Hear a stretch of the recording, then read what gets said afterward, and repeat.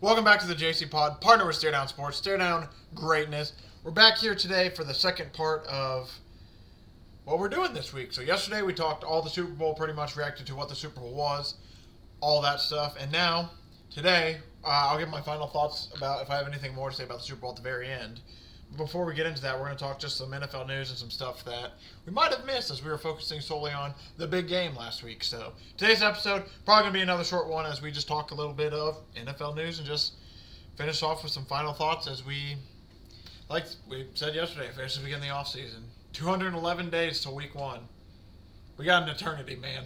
So, yeah. We're going to need March Madness to come in clutch. We're going to need WNBA. We're going to need NBA. We're going to need golf. We're going to need it all, man. Going to need it all. But like I said, let's hop into some NFL news. The first thing that we're going to talk about, the Hall of Fame is going to consider some changes now after the whole Bill Belichick admission. Interview said Thursday night after the 5-player class announced that there are several possible tweaks that could be made, adding that those changes aren't specific to Bill Belichick's perceived snub, which I do agree with because if you hear a lot of these voters, especially Tony Dungy has been very, very vocal in talking about how he does not like the way they vote and how they need to change it and everything. Because apparently it used to be like if everyone agreed this person would go in, they would go in. Now, I can't even describe it correctly because I'll admit it's been a minute since I heard about it. But basically, there's just some 80%. I think it's changed to basically an 80% thing now. Where I don't want to completely butcher it, but it used to be a thing where it's like, I think maybe that's what it was, where it's just like if you got 80% of the votes, there's no need for I think that might have been what it was. If you already got 80% of the votes, no need for discussion. You're automatically in no matter what. If not, and now instead of if not, now instead it's basically just, hey, we need to talk about this, and if he doesn't get voted in, he doesn't get voted in. Like I said, I don't know fully. It's something like that. It's some weird thing they changed up. But like Tony Dungy came out and said publicly and vocally that he's not a fan of the new system. He's made it very clear he's not. And overall, just in general, it seems like the Hall of Fame is really creating a backlog with just some of these issues they had. So because of the Bill Belichick thing now this year, Robert Kraft didn't get in either. So it is what it is. But we'll have to see what if any changes come from it, because we gotta think Tom Brady gets in first ballot, right? Maybe if Bill Belichick does it on his first try, maybe Robert Kraft does it on his 14th or 15th try. Crazy it's been that many. Tom Brady's got to get in first ballot, right? Max Crosby is focusing on recovery. Max Crosby come out and say, now that I'm quiet, I've got random people making big statements for me.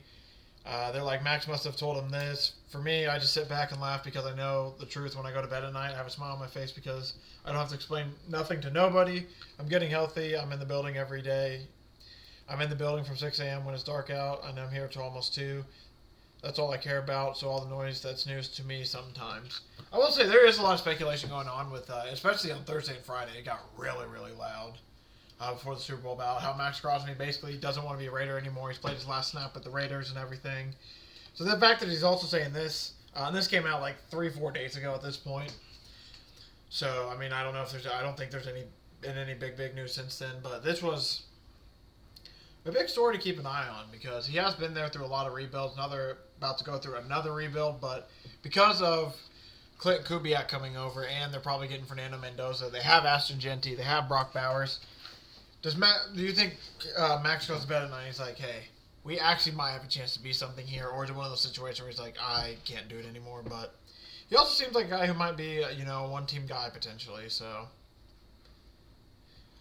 we'll just have to keep eyes on that situation because, I think that's going to probably be one of the biggest offseason stories that dominates the offseason. Then we're going to see if it's like a Myles Garrett situation where he signs back or if it's like an actual, hey, he's going to test free agency. Cowboys trading, apparently Mike McCarthy came out that the Cowboys almost traded him with the Eagles, but I feel like that's not true at all potentially. But apparently he said it was very close. It was very close. He said before the Jalen Phillips trade, before all of them, it was me. I was really about to come, but there was one person that I had to play with. If he was gone, I didn't want to be there, and that was Jalen Carter. And they wanted a defensive tackle in the trade plus some picks, so apparently sounds like that maybe Carter was going to be in that trade if they traded with the Eagles, but I don't know. It's just for the fact that it's an in-division rivalry, and those two teams really hate each other. It's like, maybe. There's a chance potentially, but I don't know about that. I think the big goal is to franchise tag George Pickens. I don't know if he officially has been yet, but I know that was basically what's Yeah, okay, so yeah, it's expected to be placed on the franchise tag is basically where they're at with this point. The projected franchise tag is apparently $28 million. Apparently there's a rumor, too, that they could franchise tag him and then trade him as well. That would be really, really wild if they decide to do that. But they have to sign back Brandon Aubrey. There's another guy or two they need to sign back that's really, really big part of the team. So it's like, I think franchise tag is seeming more likely than not for George Pickens. Falcons expected to release Kirk Cousins. I think that makes a lot of sense. They're going to release him and potentially might bring him back on a restructured deal. There's some rumors about Kirk Cousins potentially going to the Vikings, which, if he goes to the Vikings, that'd be a little bit wild. One of those situations where it's like left for a couple of years, ended up not going the greatest wherever he was at, ended up coming back home. Would be kind of cool, but also be pretty wild. AJ Brown has reinforced his love for Philly amongst all these trade rumors for him. It's going to be interesting to see if he gets traded. Just because it got really, really loud towards the end of the season, that's the only reason I think maybe. But he has a lot of money he's owed, so that would be. I think it's going to be hard to move on from him. The Falcons are. This was a wild story as well. Speaking of people getting in trouble, similar to the Darren Lee situation, but not at all similar. James Pierce was arrested on Saturday night. So just another, similar as in legal trouble, but nowhere near as bad as Lee's was. He could be facing some serious legal problem, though. Apparently he was arrested near Miami after fleeing officers and then crashing his car. And then it started with a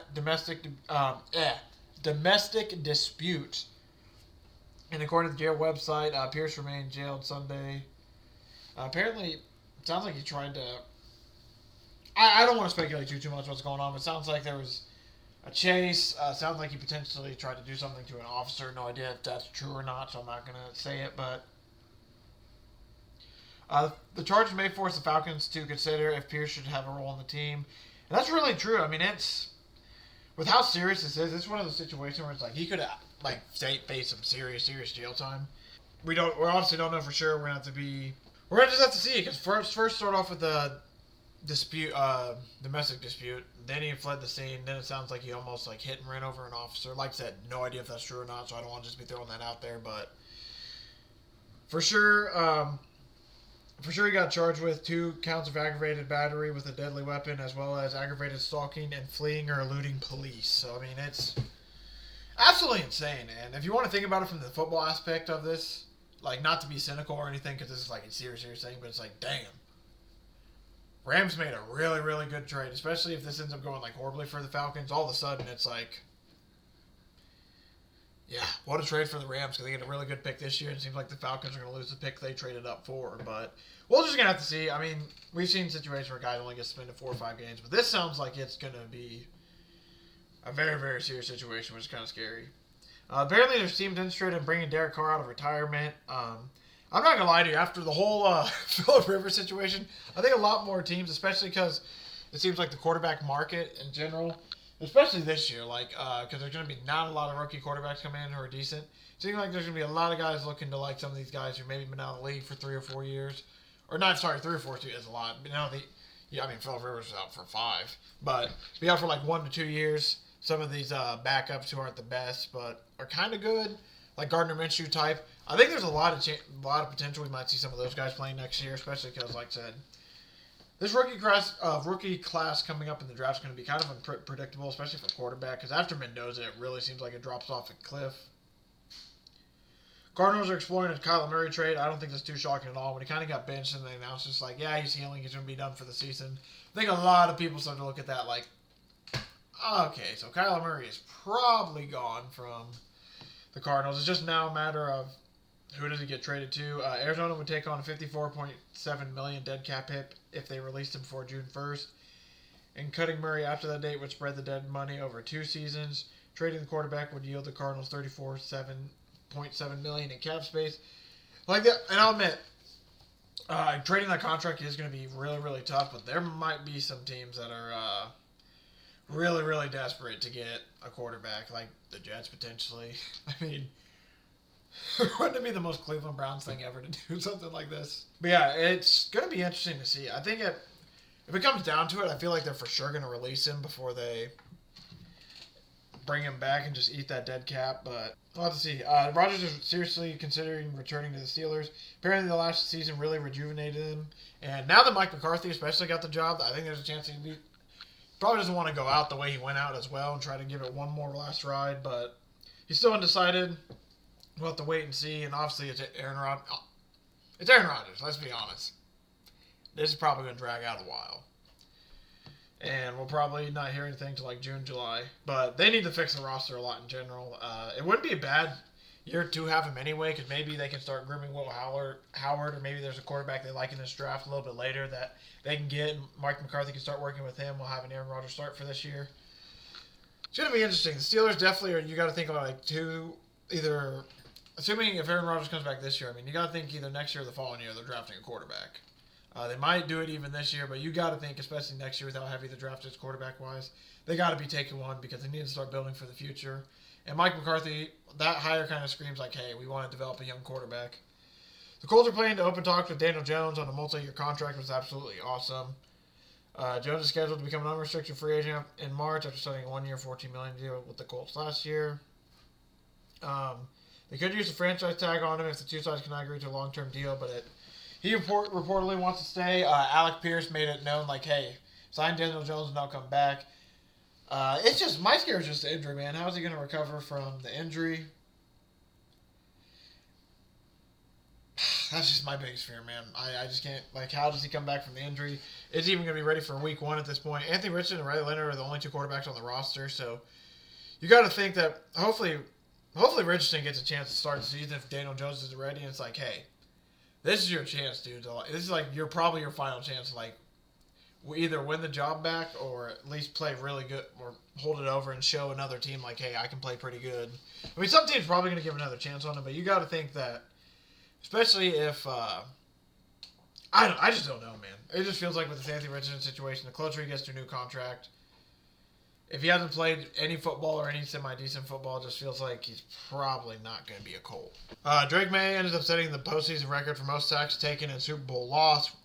I think he had 6. The Patriots quarterback took his 20th sack. Oh, I guess it's total postseason. I think he had 6 in the game, but he took his 20th sack in the postseason in the third quarter, which passed Joe Burrow, who got sacked 19 times in 2022. I mean, shout out to Derek Hall, man. He had an awesome game in that Super Bowl as well, but it's also kind of funny that Joe Burrow set the sack record. Now Drake May did.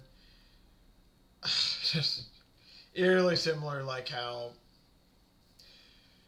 I mean, it was just eerily similar, except for the fact that the Bengals, when they were in the Super Bowl, they often played a little bit better than the Patriots did. I don't know if I mentioned this yesterday, so I'll mention this here. Kenneth Walker, when he won the MVP of the Super Bowl, he became the first running back since 1998 to win it. Which that was Terrell Davis. I don't know why I said Terrell. Terrell Davis, who won it in Super Bowl XXXII. I don't know if I said 2 or squared, but XXXII 32. I'm not gonna lie to you. Kind of crazy. It's been 1998. This is the first running back I've seen in my lifetime. Be born. Not be born. Jeez. Good Lord. First running back in my lifetime that I've seen win MVP of the Super Bowl. I think it's his first time we've seen I think Cooper Kupp was the last time we saw a non-quarterback, right? That kind of sounds right. I could be way off, but kind of sounds right. Yep, could be up. We talked about how he's going to go to the Raiders. And so here's some more information about the James Pierce thing. Apparently, this is from ESPN.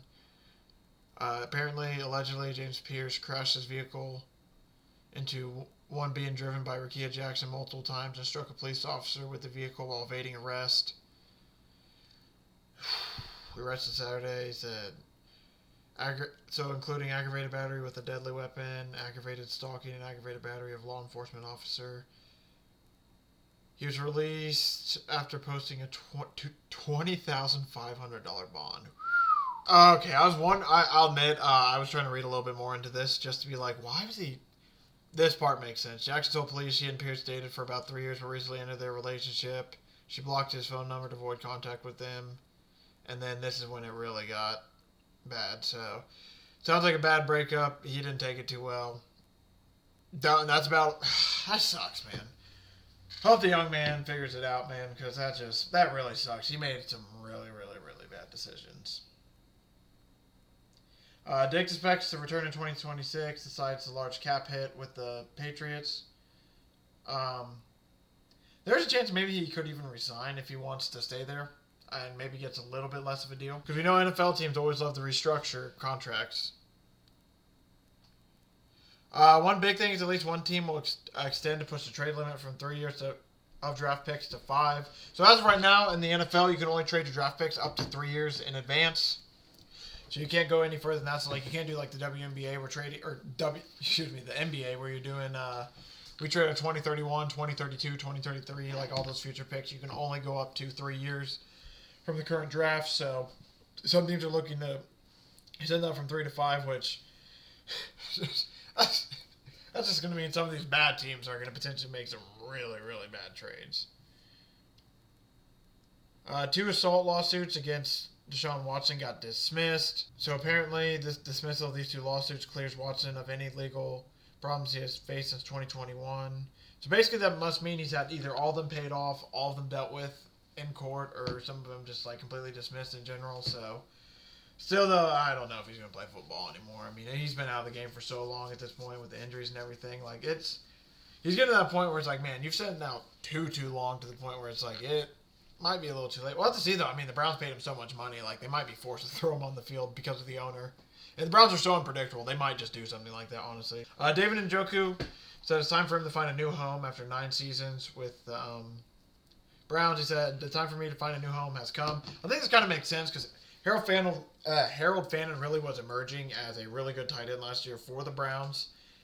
And Njoku, I think, and him are basically splitting time. And if you combine their stats, it would have been like a super tight end when it comes to fantasy football. But yeah, it's gonna be interesting to see what team signs him because I think Njoku still has some good football left in him. I mean, he was playing pretty well last year. Was a little banged up in some spots, but you got to think that some team's going to be interested in him. Keon White goes for the 49ers to undergo surgery after apparently being shot in the ankle. Shooting happened hours after the end of the Super Bowl that was played in Levi Stadium. He said he's a victim of shooting, bullet in his ankle. He's currently undergoing surgery, and I'm assuming all went well because we haven't heard anything more too serious from this. So assuming everything went well, but what a wild situation. Talk about the Will Campbell thing. May has no plans for surgery on his throwing shoulder. So it sounds like it wasn't super serious, but maybe just time off is what he really needed. And just maybe some rehab and he'll be able to get it through. The Rams right tackle Rob Harvestine is retiring after an 11-year career. 11 years, 150 plus starts, 4-time captain, 4 NFC West championships, 2 NFC championships, 1-time Super Bowl champion, he wrote on social media. Quite some accolades, man. Shout out to him. What a career. Sucks for the Rams, though, because now they're going to have to find... I mean, he was an anchor for them, so now they have to find another guy to do all that work. Steelers, apparently Joey Porter's coming out and not saying some good things about Big Ben. He's strongly criticizing the retired quarterback's behavior during their playing careers and everything. He's also saying that he definitely broke the... he said he broke the brotherhood by talking as much as he does on his podcast and everything like that, but... I don't know the full story, so I'm not going to get too into it, but the fact that Joey Porter is saying all this and a lot of Steelers players seemingly support these comments, including Mason Rudolph, who was a backup with him in the room. Let's be honest, I think a lot of us know about the Big Ben history and kind of just some of the not so great things he did and everything, but hearing this kind of now, I mean, I think there was some... kind of wild. So this is one of those fun off-season, or not fun, obviously, but you know what I mean. This is one of those interesting. I guess interesting is probably a way better word to use. One of those interesting off-season stories is going to be, and then a curious watch just to see if anything more comes from this, or if this is just kind of like a fart in the wind that was just like a quick blurb, and then just moves on and lost in the shuffle of the off-season. But kind of wild they're deciding now to come out and kind of say some of this stuff, because Joey Porter apparently not just football with Cam Hayward. Porter said on Wednesday, he came out, he said it, on Not Just Football with Cam Hayward. So, I haven't seen the clip, so I don't want to talk about it too much. But in December, apparently, Roethlisberger said that was clean house time in Pittsburgh, while Harrison notably said he never considered Tomlin a great coach. And, okay, so that's probably kind of what started it, and then just... yeah, it sounds like there's just a little bit of bad blood between some of them people and the Steelers. And the final thing to talk about when it comes to the Super Bowl as well, so perfect way to end it. Superbowl LX averaged 124.9 million viewers, which was just falls short of the record. The record was 127.7 million. U.S. viewers when they tuned in last year. Super Bowl 60 was the most watched program in NBC history, and they were celebrating their 100th year. Bad Bunny's halftime show averaged 128.2 million viewers from 8:15 to 8:30. That would make it the fourth watched Super Bowl halftime behind Kendrick Lamar, who had 133.5, Michael Jackson 133.4, and Usher, who had 129.3. So overall, though, it sounds like it was the audience for the game peaked at 137.8 million during the second quarter, which is a record that surpassed the previous 137.7. I think once the Super Bowl started to get really, really boring, especially after halftime, I think a lot of people were like, oh yeah, the Patriots are done. Let's just go do other things, and slowly started tuning out and everything. But yeah, I mean, shout out to them. That was an awesome turning point. USA halftime got 5 million. So hey, between that and Bad Bunny, 133 million views for the halftime shows. Shout out. But yeah, that's pretty cool. I think for being a Super Bowl, I think a lot of people, especially the average, I would say that, not even the average, sorry, the very casual football fan, I think for this being a Patriots, Seahawks Super Bowl with not the biggest of names, not like, no Patrick Mahomes, no Travis Kelce's, no Fred Warner's, no, like none of those big names.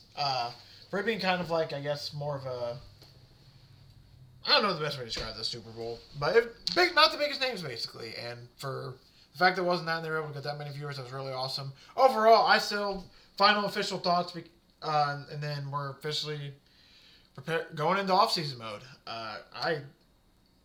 That's crazy, man. Crazy the season flew by that quickly. It always seems like it does, but truly this year felt like one of the fastest years that we've had in a while.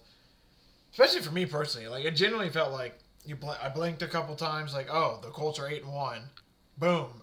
Their season completely fell apart. Now we're in the playoffs. Oh, hey, college football's all of a sudden over. Indiana won national championship. And now we're on Wednesday, 4 days removed after the Super Bowl, where we're going to just begin in the offseason. Absolutely insane. But thank you all for watching. Thank you for support. Really do appreciate it. We will officially wrap up the season next week, where I'll go over my betting records. We'll go over how the futures ended up for us and everything. And also go over some NFL news. We're probably going to only do one episode next week.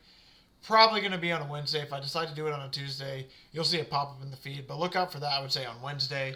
This is going to take a little week to refresh and everything. Get ready for NFL Combine, NFL Draft, all that fun stuff. And then after those are done, then it's really like, oh, man, we got 180 days of just nothing. But thank you all for watching. Really appreciate it. I'll be back in this feed probably Wednesday next week.